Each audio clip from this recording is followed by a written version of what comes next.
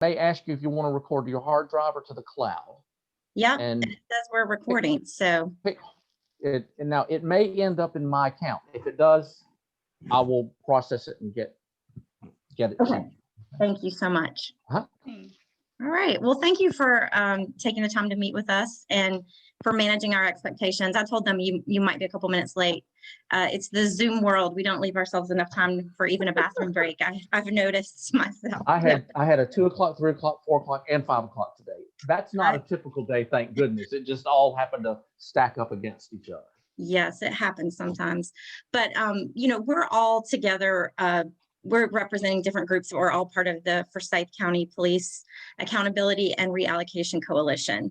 And Allie and I represent Hate Out of Winston, and Bailey represents Triad Abolition Project. So just to give you a little context. And I think, we wanted to start just with like a couple of introductions so you know who we are and, kind of where we're coming from. So, and hopefully we don't take too long with this part, but I've been in Winston for about 15 or more years and working in the field of developmental disabilities and mental illness, specifically in the world of autism and co-occurring mental health conditions. And, have a lot of focus on that in my life, and most of my activist work and advocacy efforts have been around that. And in recent months and years, I've gotten a lot more involved in some other activism work, including some with the LGBT community and now Black and Brown communities. So just kind of want to share that background with you. I do identify as part of the LGBTQ community myself, and I wanted to share that with you because that, I really related to how open you were with that in running for election, and I'm proud that we have somebody who is out and out and proud on our city council. And that was one of the reasons that I voted for you, because I felt like you were progressive in doing so and representing that community and advocating for the community.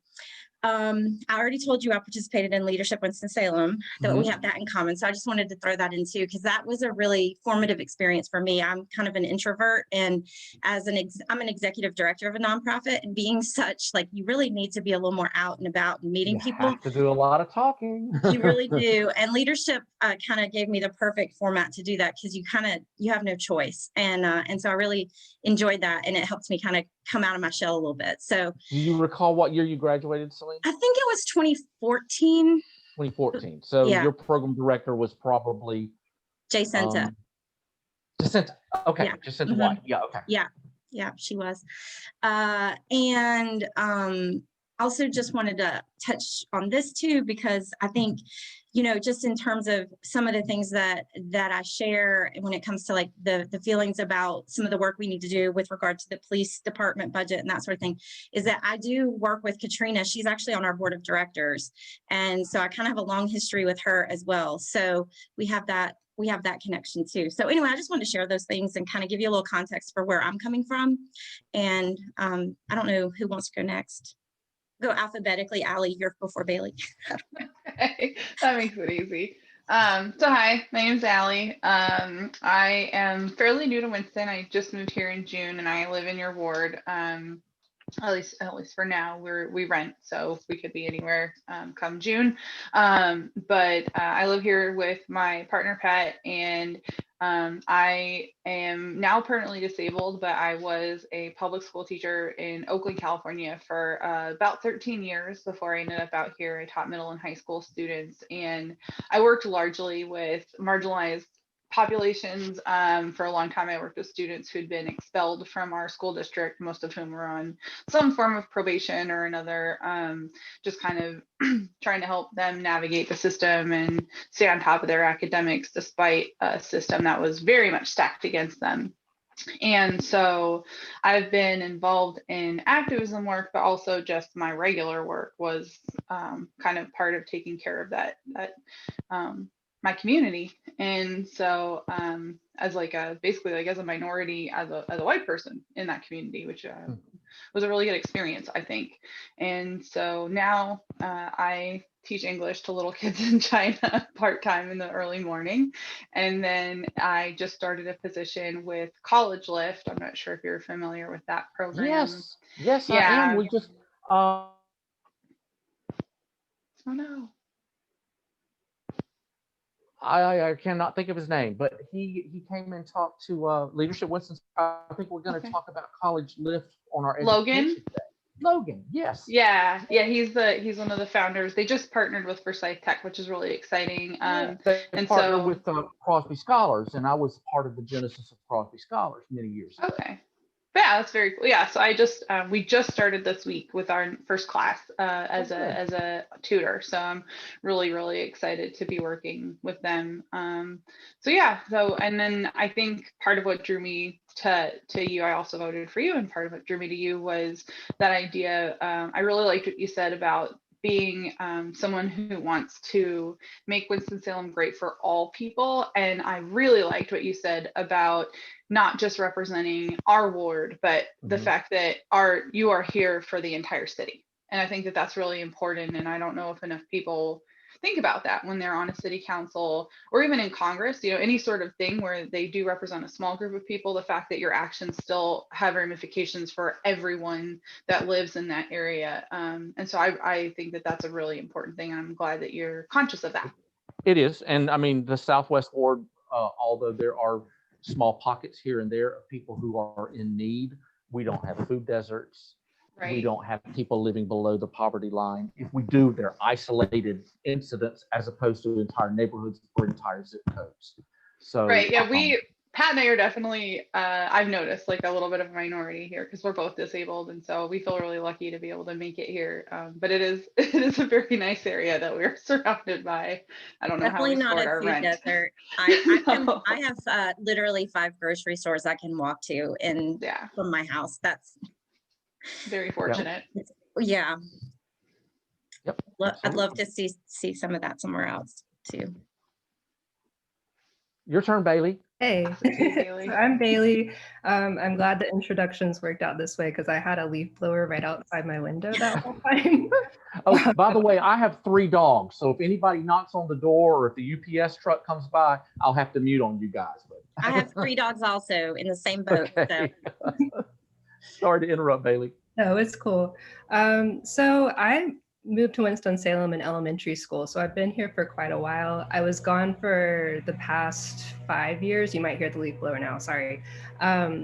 Because I was doing graduate school at Notre Dame as well as University of Denver. I just got back to Winston-Salem March of last year, primarily to be the caregiver for my mom. So I'm in an interesting situation being a millennial and also caregiving while finishing a PhD. So it's hard to say like, yes, very. But the passion in my life right now is definitely like caregiving, educating, and using this platform of Triad Abolition Project to really like engage the community and what we can do to improve care systems. And I do know from research with disability justice that what abolition or what like reallocating funds from police budgets really is about is funding programs where we can really address root causes of violence as well as support our communities as best we can.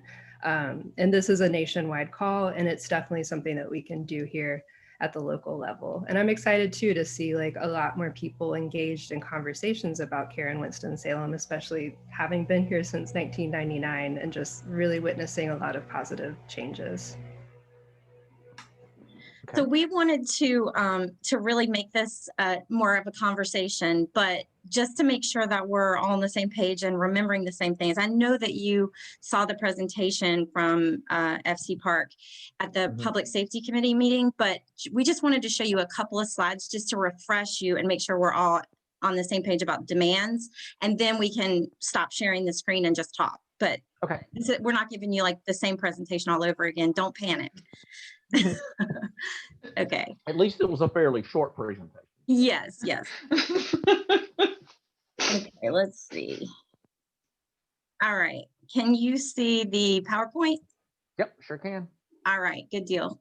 So they're really like kind of two slides on the demands. Just a reminder, reallocating from the police department budget to community services like SOAR, Youth Builds. And like, if you have any questions on any of those programs or anything, we can talk about that in more depth. forgivable loans to Black businesses, public transportation, increasing city minimum wage, the Civilian Police Oversight Authority for the Winston-Salem Police Department and Forsyth County Sheriff's Office. We know that's not all in your purview, but some of it is. Creating the Mental Health Crisis Intervention Mobile Unit, demilitarizing Winston-Salem Police Department and the Sheriff's Office, and ending cash bail in Forsyth County. And then these are some of the kind of the strategies of like where some of that money would be reallocated from that $78 million budget. So we had talked about the Violence Interrupters Program, the forgivable loans, the mental health unit.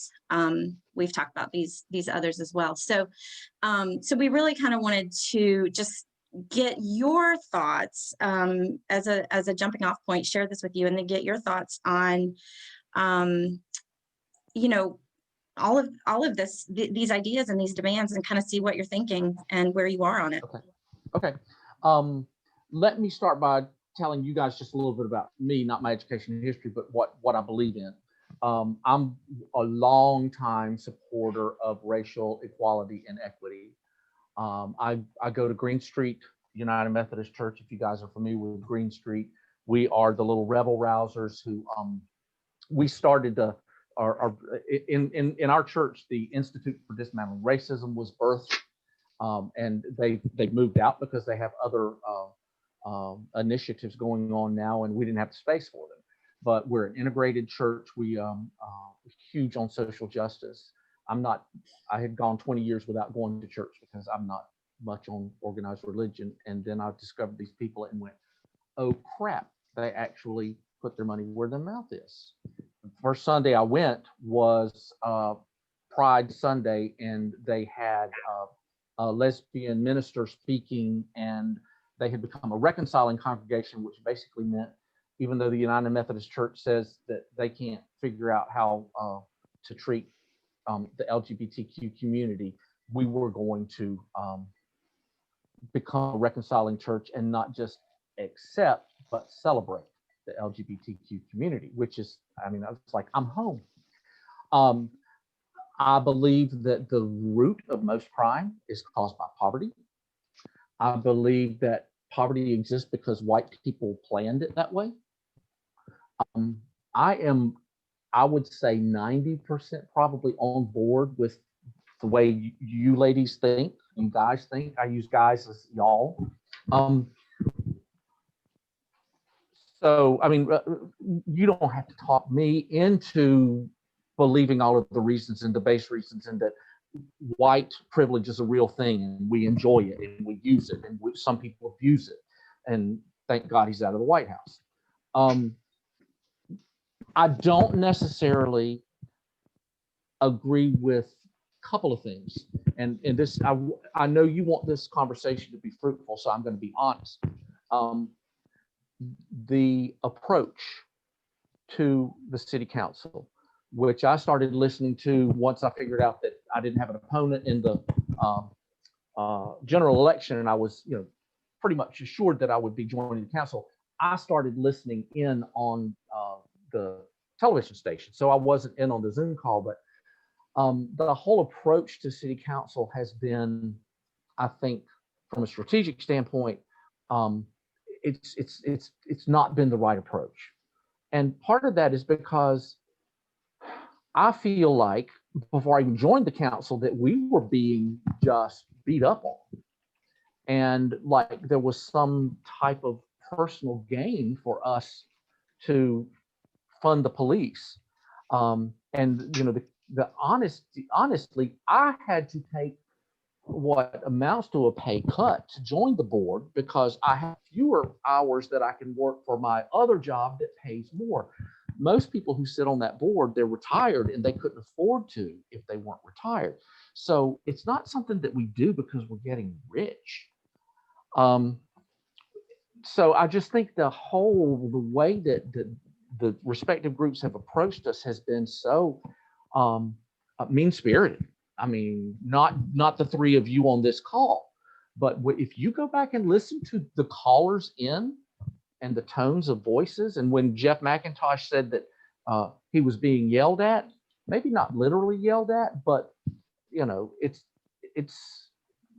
the approach has been very heavy-handed, which tends not to garner support from people. So I don't know how much influence you all have with your other members, but that's been my initial feedback, and I want you guys to realize that I'm not the only one. And to use words like demand leads me to say things like, well, the U.S. government doesn't negotiate with terrorists.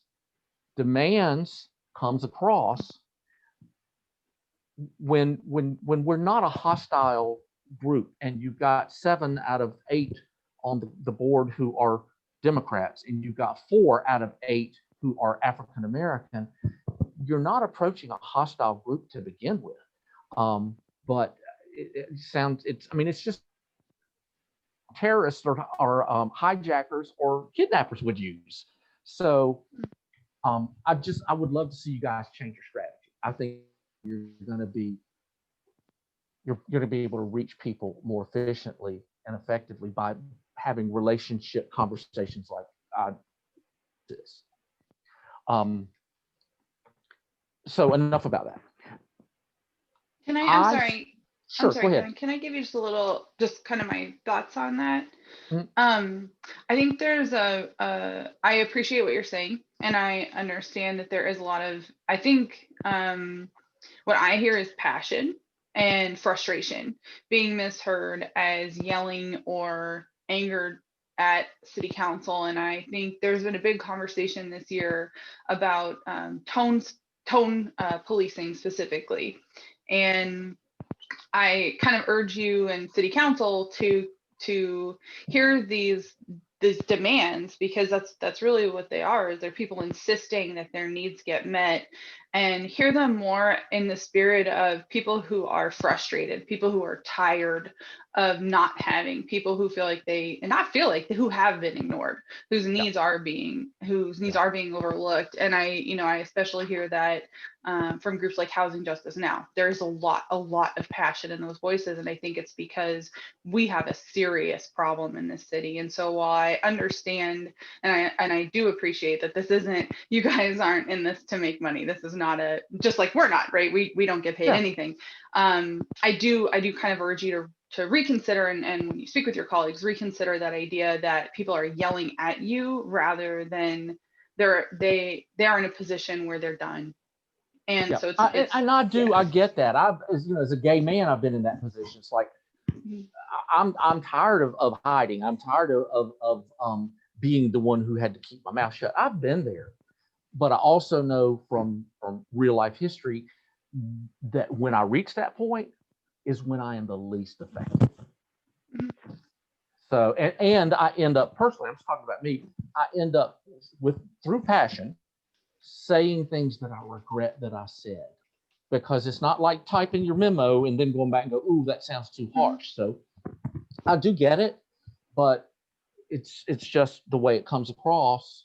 It's very strident, and it's not just us on the city council. It's so strident that I think other people who listen to those meetings walk away going, damn.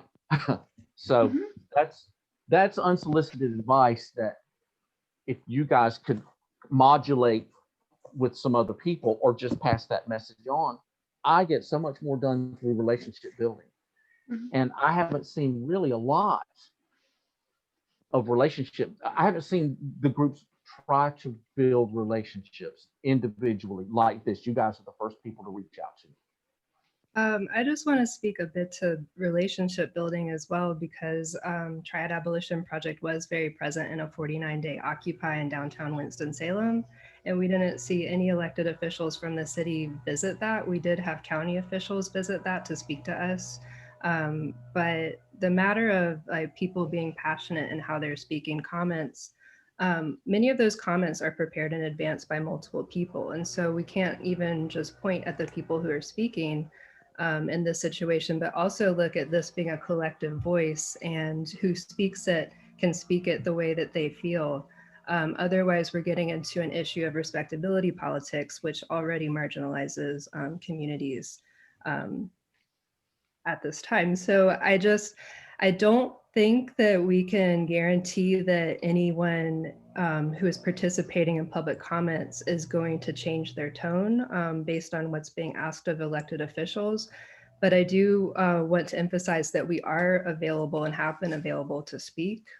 This has also been something new to navigate with the pandemic. I'm glad that we can meet on Zoom, but respect is definitely there. There's definitely frustration. And it's all because we are all kind of together fighting this issue of poverty that is causing multiple issues in our city. And I'm glad that we can come together and really like address it together and kind of get on a level playing field, but also take steps that are in accordance with all of our groups. That's fair. I mean, everything you guys are saying is fair. And Bailey, a lot of times it's true. And oftentimes in life, it's not what people are saying, it's how they're saying and how it can be perceived. So I know you guys can't control that, but I want you to know that strategically, it's creating some pushback where if you had started out this way, you would already have been a lot further down the road. Now, some of my other issues with reallocating money, first of all, once you guys know, once you probably know, once a budget has been set and once it's been voted on, it doesn't change. And that I can't swear to this because I'm still learning as I go. I've never held public office before. I believe that is controlled by the state. We can't say we're gonna change money around because it's been voted on. It's been voted on, and that is the budget that you have to live by. So you can reallocate money within a budget, and you can, if you thought you needed 60 police cars and 20 police officers, you can flip that around, but it's much more difficult to take money from one department and put it into another. And we have to you guys want to get in front of the planning cycle, which is now. So the $78 million, that will never change. I mean, we've got six months left in this fiscal year. That's not going to change. Start concentrating on our upcoming fiscal year starts on July 1. Okay. Now, I will tell you what you've got a lot of support on is the whole mental health issue. And I am 100% behind that. The problem is we don't have a mechanism yet.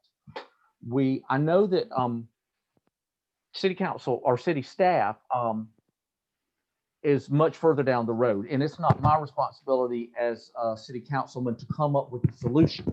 It's my responsibility to tell staff, we want you to come up with a solution. And they are working on that. I know that they have vetted the CAHOOTS model, and I can't tell you why, but the answer back was that model as it existed would not work for us in Winston-Salem. Not sure why. But they being city managers, they are looking at the Greensboro model and trying to come up with some way that would work. You mentioned, Celine, that Chief Thompson. She once said that if somebody would take this work away from my department, we could let some of this money go, and she means that. My fear is that if we take $10 million out of the police department to put it in a mental health organization within the context of the city of Winston-Salem, it's not an even swap. That Katrina would still have to do more than $68 million worth of expenses, and the mental health care facility would need more than 10 million. We have to come up with more money than just taking money out of one, putting it in another, because it won't be enough. And it's got to be a priority. Sorry, I thought you were finished. Go ahead. We understand that, and also understand, I mean, we've spent a lot of time focusing on the CAHOOTS model because of the fact that one of the criticisms and concerns about the model in Greensboro, because it's been used in other cities, is that first of all, you're not necessarily getting any cost savings. You're actually just spending more money if you send the police and you take mental health along with the police. And so the whole idea here is that you can actually create cost savings and probably have safer situations, because many times the police automatically going results in escalation. I mean, we know that, like, people are scared of police if you're having a mental health crisis, or, you know, you're having a substance use disorder, you know, like inebriated episode or something along those lines. And so that is the beauty of the cahoots. And I mean, it doesn't necessarily have to be that, but I would definitely urge you to gather. And I would actually really appreciate any detail you could give us on why they say that model wouldn't work for us, because like 60% of the people that they're responding to are homeless. They don't have to have the police to go along for that. So when we look at, yeah, like, you know, I haven't personally dug into the budget. I know, Bailey, you have kind of a special interest in budget. I get enough budgeting in my job. I don't really, I don't enjoy doing it that much, but like, I do get that you're not going to necessarily be able to do an automatic swap. But at the same time, when you say Katrina's going to have to like lose some staff or money to do that, that's not necessarily the case, because if you don't have to send police along to every call, you have a ton of cost savings there. And they're going to everything from, I mean, we send police to do welfare checks. Like, there's no need to have police do that. You know, that's a huge expense that doesn't necessarily have to be. So, so I really think we need to look into that a little further as to why, and also consider that sending police to situations that aren't already violent, cahoots don't respond to any calls that are violent. If the call comes in and there's something violent going on, cahoots doesn't respond. But if it's not a violent situation, cahoots goes, and if they need police backup, they call. That's a much better model for multiple reasons. Now, I would love to know why we can't do that in Winston. We're almost the exact same size city. I don't know. I'll dig into it. I mean, because that was just a passing comment that was made to me by the city manager. And the city manager doesn't, the people who really do the work in our city are the assistant city managers. We have 4 of them. Right. And Tasha Logan Ford is the assistant city manager who has public safety. So all of the folks who then report to Tasha, they are the ones who are vetting these programs, looking at other programs. So I don't know why, but I will be happy to ask. I have a meeting Tuesday with the city manager and with Tasha. It is specifically to talk about, and this all ties back in together, you guys. We are going to develop Office of Diversity, Equity, and Inclusivity. And it's a shame that we don't already have one. And that's actually what I was talking to Novant Health about. They have a very good, robust DEI. I think is that the right order of the accurate of the letters. They have a very good program, and they were sharing some information with me. Not that one thing is going to solve all the problems, but a lot of this comes into the fact that people are underrepresented. Yeah, that's true. So Bailey, do you want to speak to the budget thing? Because I know that's kind of your special. Yeah, I want to say your special interest. I shouldn't say that, but I've been following. I admire you for it. Mad skill. Well, I've been following the budget since June of last year at this point. I did see in a city council meeting, council member Robert Clark say that the budget changes throughout the year. So I would caution against saying that the budget does not change once it is set. It's been changed or moved around a couple times in city council. It has been. Yeah, and there are prescribed times to do that. Yes, and especially now with the pandemic, with so much changing and really having to look at our funds. I would also say that when looking at the police budget at this time is, I think, 36% of the general fund, which is more than $1 in $3 going towards the police budget. When we say things like reallocate the police budget elsewhere, it's a gradual process of also a culture change away from putting more funds into policing, which is only going to increase the budget for the police more each year, as it has been doing for the past couple years. As the police budget has been increasing by the year, the overall general fund budget has actually been decreasing. So even with like less money, we're still putting more into police. And so I want to also just return to the fact that we are all on the same page of wanting to address poverty. We're not going to be able to do that by increasing funds to police. We are going to be able to do that in small chunks by rerouting some funds to programs that will prevent violence. And I think, Allie, you have more to say about violence interruption? Yeah, I'm kind of becoming more newly acquainted with it. I was softly, I'd say, acquainted with it in Oakland, because there's a substantial violence problem where I lived in East Oakland. There's there's a lot of poverty there, but there's also a lot of gang issues of all sorts. And so that was a really challenging thing for our community to face. And there were a lot of different approaches that came into it, but violence interruption was one of the big things that we turned to. And so out here, I feel like one of the things I've heard the most from council people and from some residents, not as much from residents, but definitely from council people, is the concern about gun violence in Winston. And this is, again, one of those things where, and I mentioned it at the city council meeting, it's great to have responses to show up after the fact, but showing up after the fact doesn't change what's happening. And having more police on the street has shown that there's no difference. It doesn't have an impact on the amount of gun violence happening. And so you have programs like Cure Violence. And so when you're talking about, if we take $10 million away from the police budget, Katrina's still going to need money, somewhere. The 68 million is not going to be sufficient. I would push back on that a little bit, because as you start to layer in these programs, like Bailey said, and you start to funnel off funds to different organizations in different areas that can pick things up, you actually do see cost savings. Just like Cahoots ends up saving Eugene money, Cure Violence has been shown to save millions of dollars in the cities where they're active. And so I have just like a little bit, there's an estimated $77 million that they've saved the city of Chicago, 8.1 million in their very first year in Chicago's West Park area. And so a lot of it comes from having to reduce the amount of social services involved. So you also see a reduction in the overall cost to a city in responding to violence by preventing the violence to begin with. And there's a whole number of ways that outreach looks. It's not just mediation and intervention in the street, but it's also, there's a lot of work being done with people who are already engaged in that problem, who are already victims of that problem.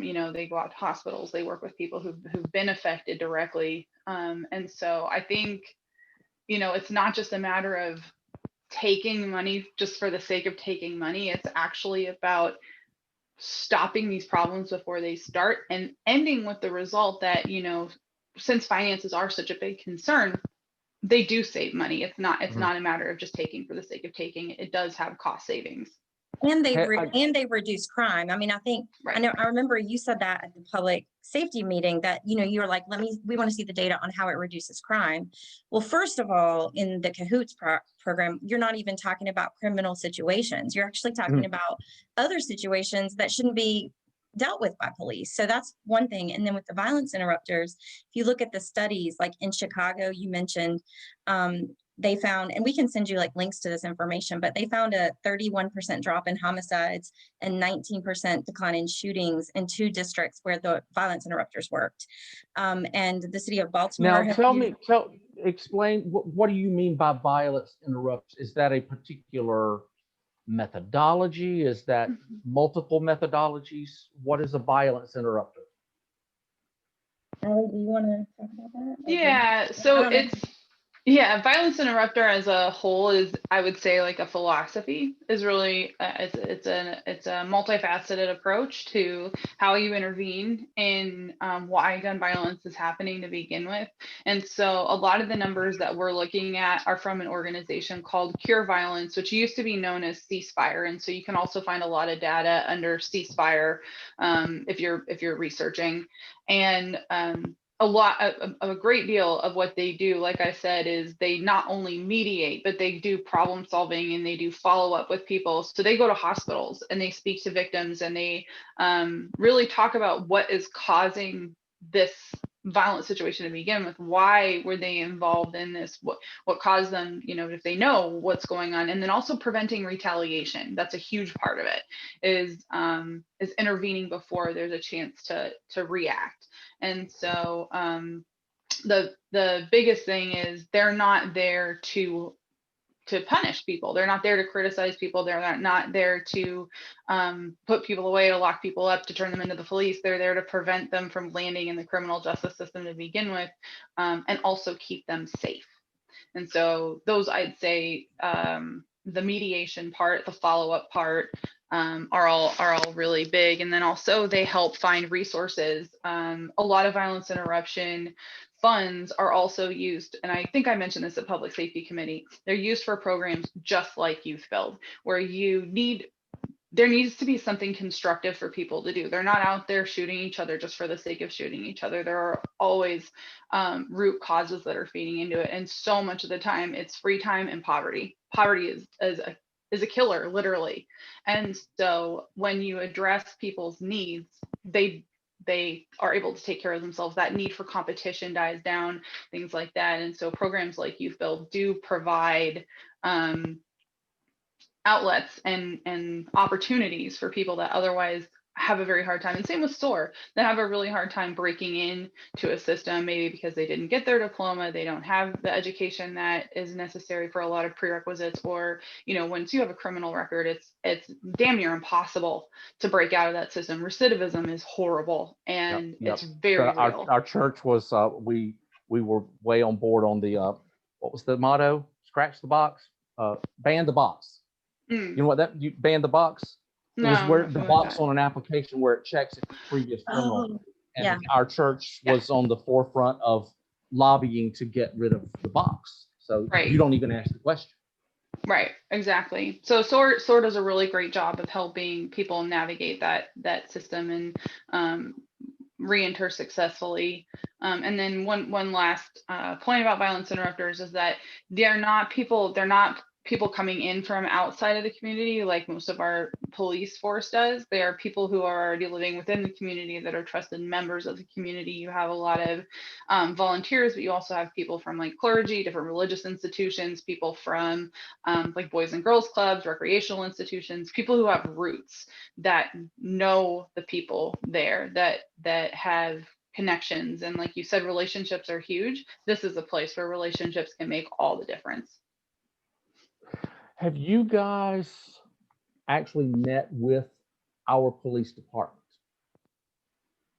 to find out how they spend their money, to find out how they're structured? Some of the things, like when you look at the number of police officers, that doesn't mean the number of people driving around in a police car.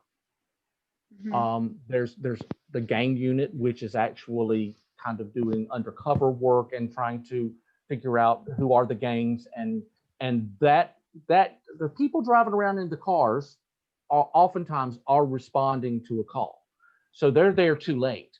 But we do have things going on in our police department, maybe not exactly what you guys envision, but not everybody who works for the police department who is in that budget as a paid police officer is out there making calls and potentially shooting somebody, because that does happen.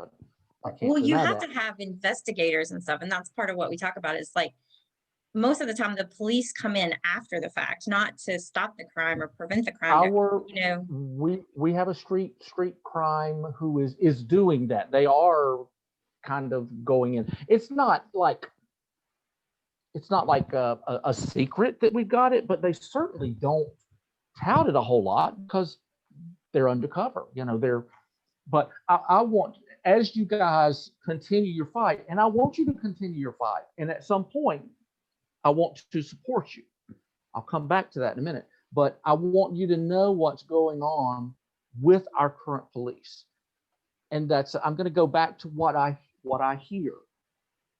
What I hear, not from the three of you necessarily, but what I hear corporately, it makes it sound like our police are bad guys. that was one of the things that I wanted to make sure our police, people that I know personally, people that I've done ride-alongs with, are just beat down to nothing because they're suffering the consequences of really shitty police officers across this country. Hold on, And I'm sorry, Mr. Mundy, but a police officer from WSPD did slam a juvenile Black girl to the ground in November of last year. I know a friend of mine actually recorded it, Peggy Joins. Not Yes, Peggy Joins, Peggy, but I Peggy, want to. I'm not, but what, but Hold wait a on, minute. please let me speak. I'm not saying that every individual police officer is a bad person. It's the system as a whole. We can't prevent these issues from happening unless we do reduce the size of police and put efforts into addressing communities so that we can all have a stable, safe, and healthy community. Policing, even at the level of task forces, is not solving anything. There's no data that shows that it solves anything. It only continues to uphold the criminal justice system, which is another part of what we're addressing here. So we're more like larger scale, and no one has ever spoken out to an individual police member or said that they are bad. You don't have to.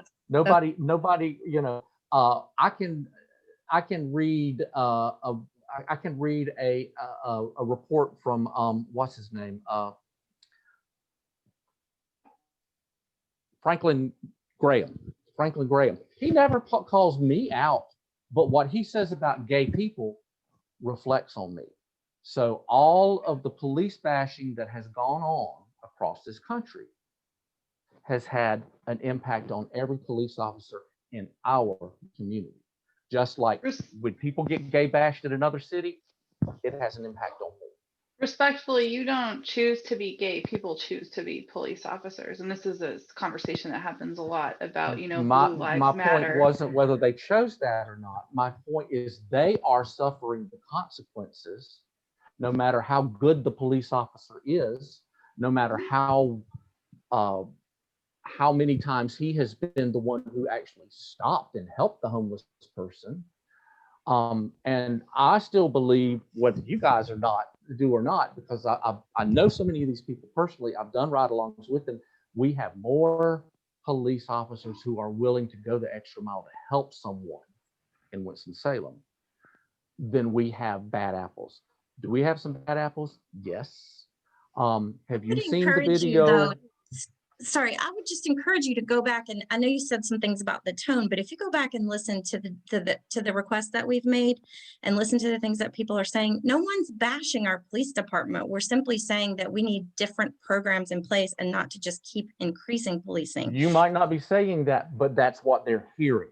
That's what I'm telling you guys. They may be hearing that because of a context, but what I'm let me saying. ask you this. Let me ask you this. Do you want to be right, or do you want to be effective?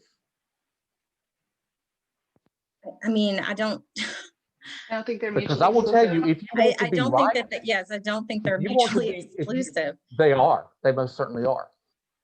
Because the louder you yell, the more right you are, and the further you push yourself away from the goal. And I learned a long time ago, if I wanted to be effective, I had to select the strategy that worked. And if you've ever done any marketing, do you know the expression, perception is reality?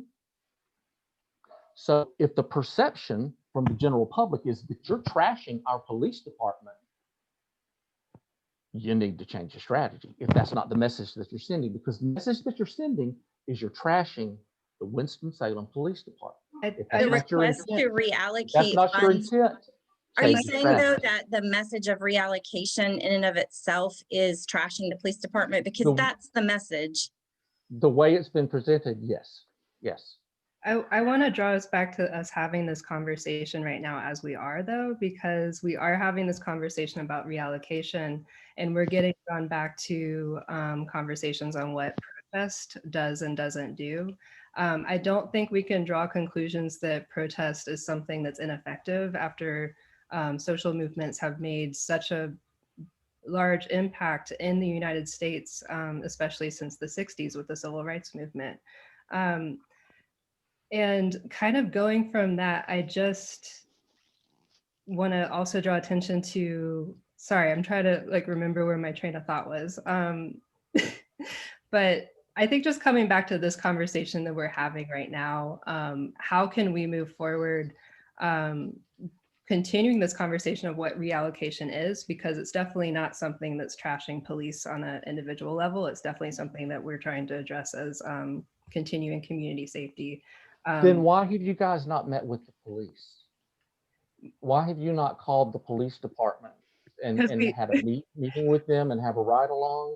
That tells me that you really don't want to hear all of the story. You guys, and I'm supporting you. Almost everything that you're presenting is where I want us as a city to be. But you're suffering from confirmation bias, and you don't have the full picture. I want all three of you to call and schedule, see if you can schedule a ride along with the police, or at least tour Station 3, which is down here on Somerset and Stratford Road. Find out how the department is structured. I mean, sir, you know, I've been on ride along. I went to the public safety. You did it with center. yes. I've done all of that. Yeah. You know, that doesn't change systemic issues, and it doesn't change. And you're not going to change systemic issues by taking $10 million away from the police department. That is a long, slow, ongoing thing. It is a step in the right direction. That's right. And we're just asking for support in doing it. Like, you could be the guy. You could be the guy that steps up and says, you know, hey, these folks have a good point. Like, let's worry less about the tone policing and worry more about the message, because that's really what we're asking you to do, I'm asking you to do as my representative. Okay. And you guys are still missing the big picture. If I'm the one out there saying we need to do this, but you've alienated everyone else, nobody's going to work along with me. I mean, how many people hated Martin Luther King? How many people felt alienated by his message? And he was peaceful as all get out. He was murdered by white supremacy. I was protested while you were in diapers, so you don't need to go there with me. I mean, I know Martin Luther King. Right, but then you're also defending an institution that doesn't want to change. People don't want to change, and that's just to be expected. And us not wanting to be involved with the police is because what we're talking about is that it is well known. But what you're not willing to do is learn what some of the things that they're already doing. So what you're saying is, we don't like the police. We want them to change. Throw all of them out. No. That is what people are hearing. I can tell you that is what people are hearing. And I can tell you further, remember, I'm your ally. Think about what Republicans are thinking. And the entire defund the police, that term, defund the police, lost us the House and Senate in Raleigh. No. Yeah, oh, absolutely. Absolutely.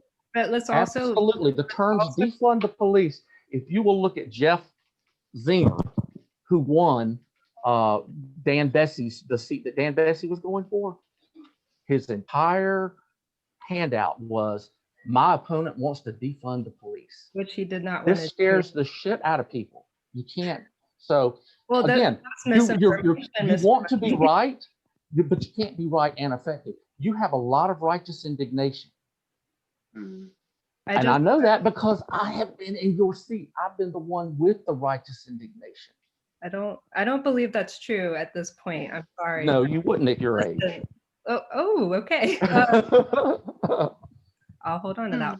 I just want to remind everyone here that Dan Bessie was not for defunding the police, and that slogan was weaponized to do that to his campaign. That is not. But you handed them the slogan.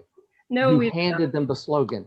Mr. Mundy, this is an issue that's about rhetoric and about politics that we did not expect to have here in this conversation with. But you need to understand why you're facing so much opposition. we understand why we are facing so much opposition, and that's why we are growing our community support, and people are very much behind us on what we are asking for. These voices cannot be ignored. I also want to draw attention to the fact that defund the police is from abolition and is from activists with a large history that is Black women's voices. We can't just throw aside that a marginalized community that is been asking for help and recognition in our nation for so long, changed a vote on the level of Dan Bessie. I'm not making these connections myself because they are so far apart of what's actually true at this moment. Yeah, and I was out there campaigning, so I did see it and I heard it. So yeah, I mean, yeah. I see the connection because I was there. I was there every day and hearing what people were saying. Did you have but besides that, was actually asking for? Besides that, we need to start looking towards next year's budget. What I need to see before I could say yes is the data, because again, in your presentation, you showed us who had defunded, who had reallocated money, but I didn't get, as a result, violent crime decreased by this amount, or police calls were reduced by this amount. The other thing that you say is we've got 36% of the budget is allocated to the police department. Compared to what?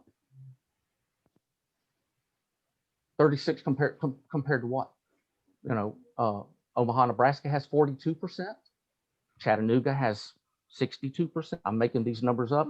You're giving us numbers in a vacuum. 31%. Like it's a high percentage. That's what we need to see. That is what you need to bring to us. You need to bring me information where I can say, I don't care if you hurt my feelings. I don't care if, you know, the numbers don't lie. And you guys said that the numbers don't lie, but you're not producing the right numbers. I mean, a businessman would take a look at your presentation and say, come back when you've got an argument. So I'm not trying to be an ass. I want you guys to be successful. I want you to be effective. But you got to come back and you got to have a better argument. You got to show me personally and other committee members, if we're not doing things right, why not? And just to show me what other cities have done isn't enough. You have to show me that if I do this, this is the result. If I do this, I could save this much money. Or if you're telling me that 36% is too high, you need to find some comparative cities. You need to find cities in the Southeast that are comparable size and show me that 9 out of those 10 have 25% of their, or 30.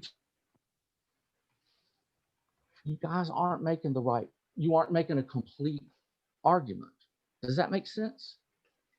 Well, I mean, isn't compelling enough to make a business decision? I will say, to speak to that, I mean, we've had one opportunity to get in front of the Public Safety Committee, you know, where some of the voices, I think the frustration came from, in addition to the long history of, you know, oppression of our marginalized communities.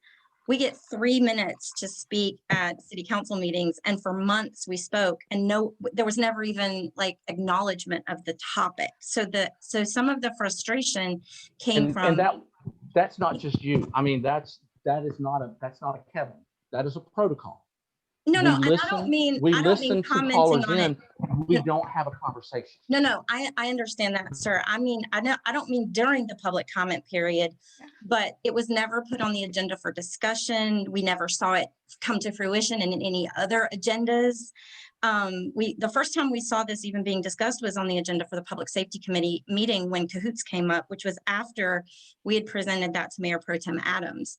And so, you know, that was really the first time we felt even heard at all. So when you talk about the tones, some of that comes from what is the point of the public comment period if we comment for months on the same topic and it never comes up? So, you know, that's where Actually, people get frustrated.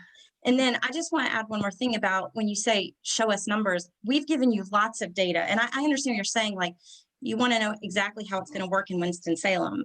It just like it's not No, your you job. can't. You Right, we can't do that, but we have shown you here's the data. other We've thing, shown you Celine. data on, we've shown you data on reallocation in cities from smaller than Winston to larger than Winston. We've shown data on the reduction in violence. We've shown data on the reduction in the need for police. We've shown reduction in budget. We've shown all of that. And we do have to have, you know, if you want it to be packaged up really neatly, we have to have time to do that and opportunity to present it that way.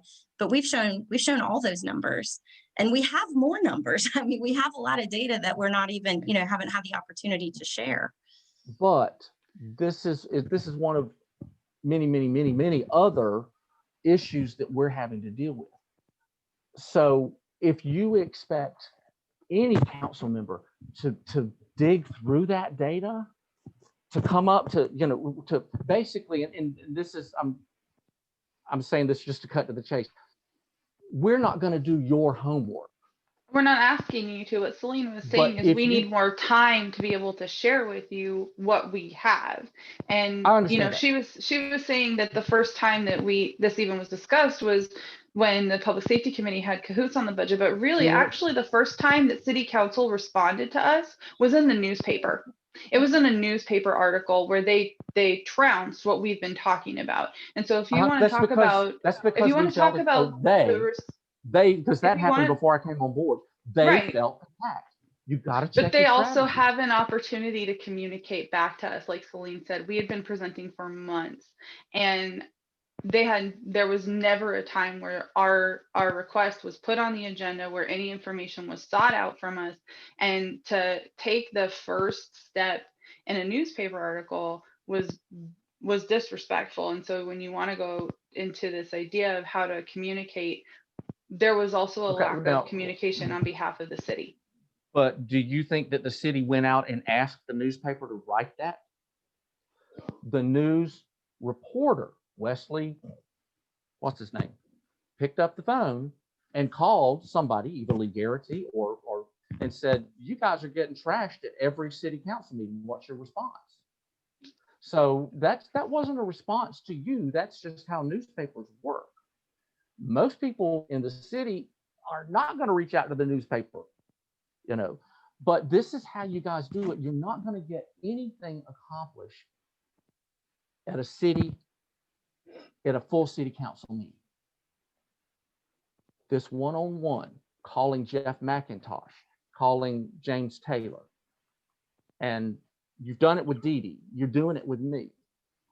You're going to get so much more done one-on-one. I don't necessarily like the structure of how the committees in the city council work. I come, Celine, from your background. I've sat on a gazillion nonprofit boards, and I've been president of nonprofit boards. And you go to a board meeting and you hash out ideas, and you brainstorm, and you bring in outside experts, and you talk about what might work to improve your organization. The city protocol doesn't work that way. I didn't set the city protocol. But meetings like this will get much more done than calling into city council or even showing up. You should show up to a committee meeting after you've had a one-on-one conversation with the 4 people who make up that committee. Because, Allie, the reason you weren't getting an answer is because nobody wanted to defund the police. That's your answer. You got an answer. Sometimes no answer is answer. Nobody wanted to defund the police. Right. Change is scary. So what do? We reach out and say thanks, but no thanks. So, I mean, I hear what you're saying. You think that somebody would have the common decency to pick up the phone and call you and say, hey, we hear you, but we're not going in that direction. We actually had also sent emails, Mr. Mundy. We had sent emails that went unresponded to. We did attempt to contact the city. We did reach out and ask for meetings, and they went unanswered. Okay. The first time they responded was in the paper. We did attempt conversation prior to that. With individual council members? I believe yeah. to council members and the mayor. Celine bowed the crap out of me, and I finally said, "Okay, I'll have a meeting with." I'm teasing. You got use people you know. I mean, Celine called and said, "I want to meet with you. I've done leadership in Salem. I'm friends with some of your friends. Will you talk to me?" And I said, "Yes." So Use the people I got that a you question know. for you. I got a question for you, because you've given us a lot of guidance on what you think we should do to do a better job of getting what we want. You've said to a large extent you're behind what we're asking for. What are you going to do? How can you, like, what are your next steps in order to? I think my support next these efforts? steps, again, I can't do anything for this current fiscal year, but we go into conversations about the upcoming fiscal year that starts on July 1st, and the budget. I'm going to start asking,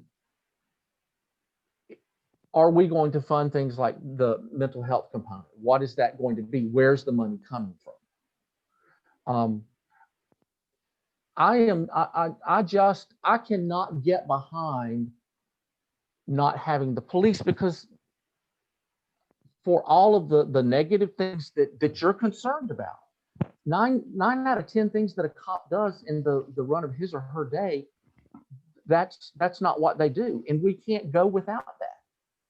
We still have break-ins. We still have police reports to do. We still have car accidents. We still have a number of things that police have. I've said it before, I'll say it again.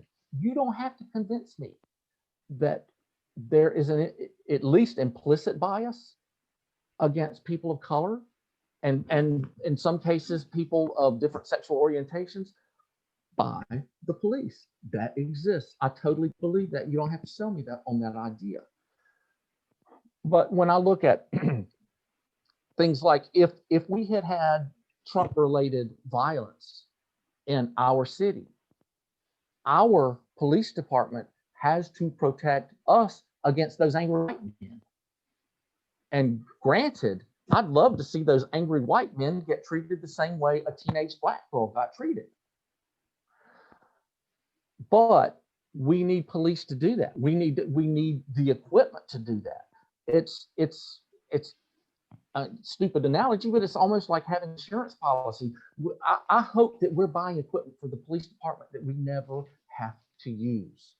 But if we need it and it's not there, guess who's responsible for that? The city government and the police department. Why weren't you prepared? Why didn't you have new guys, the bulletproof vests for your police? I don't want to throw the baby out with the bathwater. I would rather see us change the way policing is done rather than say police are bad, we're giving them too much money. I have not had a chance to do a deep dive into the budget. And Bailey, I would love to talk to you sometime if you have, because that is also where you make good arguments. Why did you budget X number of dollars for this thing? But I have not. I am still drinking from a fire hose and learning things every single day. And because I am the gay guy on the only gay guy on the council, my primary focus right now is trying to get a non-discrimination ordinance passed. So I can't pick up your cause and run with it because I don't know enough. I don't have enough capital with my colleagues to influence them and change decisions. I can ask questions at budget meetings, and I can make a very good sound business decision or business case because that's what my background is. I spent 20 years at Hanes Brands. And like I said, I have not seen a good business argument produced from you guys. I've heard a very good emotional argument, but that's not going to move most people. If you can have this conversation with two more people like me, and if you have the same tone that you've had with me, which is helpful and it's honest, and these are difficult conversations to have when we're not on the same side. The three, I'm pointing like you guys can see where you are on the screen. The three of you are on the same page. Philosophically, I'm with you, but in practice, I'm not on the same page. So that makes for a difficult conversation. But keep doing what you're doing. But don't expect to get results from these public forums. That's just not, and that's not something I can change. That's something that I came into. Get all the work done behind the scenes and convince us. It means more work on your part. But again, if you want to be effective, and I think you do, put the time and effort into it. And put the time and effort into showing a good business case. Ask somebody who's not one of you guys, but you they don't have a vested interest in it. Sit down and present that to somebody who is in business and say, now, if you were a venture capitalist, would you invest in this idea, or would you reallocate your budget based on what I'm presenting with you? Because I'm just not seeing that yet. I want us to change the way we police.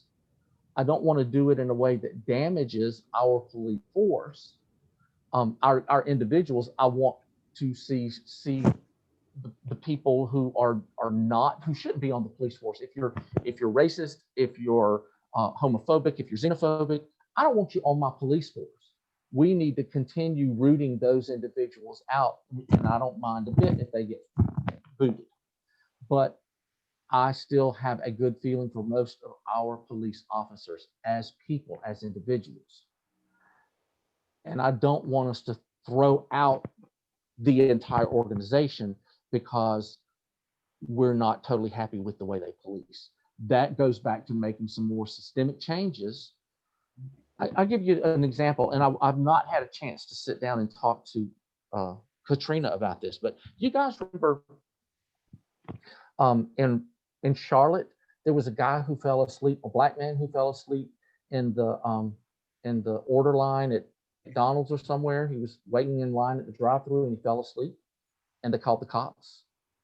And the cops talked to him, and he'd had I can't remember what the excuse was, but they were having a good conversation with him. For some reason, he got spooked and he ran, and they chased him and they shot him. Mm-hmm. Why? You got his car. Mm-hmm. He did not have a gun. He did not have a knife. He was not a danger to anyone except possibly himself. And you address that by shooting him? That's the kind of crap that makes me angry with policing. That's the kind of crap that will get me on the same page with you guys eventually. But I've got to work through an existing police force. I've got to work through people who don't like change. I've got to work through the fact that I told people when I was elected, I am not going to defund the police.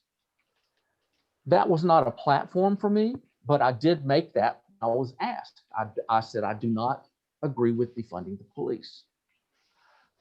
But that doesn't mean that I support police efforts. I don't support police efforts that are harmful to people, whether they're white or black or gay.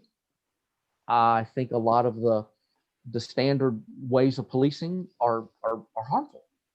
And you guys have addressed some of that with and Bailey, that was an issue more with the sheriff's department, because our police department had already done all the things that, not all of them, but a lot of the things that you were asking for the sheriff's department to do when you were at Bailey Park. That was done a number of years ago with the police department. So again, when I compare, I don't see a perfect police department that never makes a mistake, that never has racist behavior. But I do see a police department that has already made a lot of changes along the way that have been advocated by your organizations. I think we're almost out of time because we have to go to another meeting. Okay. But Mr. Mundy, I'm really appreciative of you sharing this information as well as offering guidance to us. It's not to berate you. Yeah, it's not. I know that there's more work that I'm going to do, and I also appreciate overall you being on city council this year and for the next 4 years. So I really do look forward to us having more conversations. I'm with you on wanting to know more, and I think that's that's generally how I always leave conversations like this. It's just like, I'm gonna go do my research. I hope you do too. And I will some, but again, I can't commit to you guys that I'm going to take this on and dig through it because I right, have too many other things going on, and I'm so brand new. I'm Yeah. still learning every single day how to do this job I and how to respect. not step in it. Yeah. So I don't want to make an empty promise to you. Oh, yeah, I appreciate that. I do know how, I mean, like I juggle a wild schedule in my life. So I get that. And I think what we can do is really prepare the data and also like show the numbers so that they are more accessible and on multiple platforms so that they are not to be confused in the future. So I think that's what we're going to be working on. And I will talk to you guys again if you want to try them out on me before you try to go back to committee and before you come to a budget meeting.